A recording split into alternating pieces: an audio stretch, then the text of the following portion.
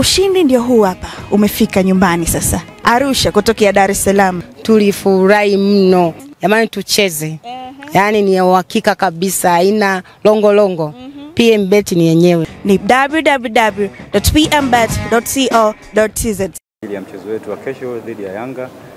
Kwanza nichukue pia nafasi hii kuwashukuru benchi la ufundi. Tumekuwa na kipindi kizuri sana cha muda mrefu kuhakikisha kwamba wanatuandaa vyema kuelekea katika mchezo wetu wa kesho.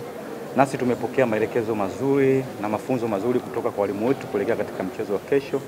Niseme tu kwamba mchezo utakuwa ni mzuri kulingana na namna ambavyo tumeandaliwa. Kwa niaba ya wachezaji wenzangu, kikubwa Mwenyezi Mungu atujalie, atuongoze, atusimamie kile ambacho walimu wetu na benchi la ufundi kwa ujumla wamekiandaa kwa ajili ya mchezo wa kesho, tukakitimize katika mchezo wa kesho.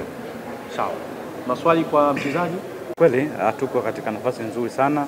Ndio maana tumekuwa na kipindi kizuri kirefu cha kujiandaa kuhakikisha kwamba katika mechi zilizobakia ikiwepo mechi ya kesho dhidi ya Yanga kwamba kwetu kesho ni pointi. Hatuhitaji matokeo yote zaidi ya pointi. Mungu akitupa ushindi itakuwa vyema zaidi, Mungu akitupa draw itakuwa vizuri zaidi. Kwa hiyo kwetu pointi moja ni muhimu sana kuhakikisha kwamba tunasogea na kujinasua katika sehemu tuliyopo.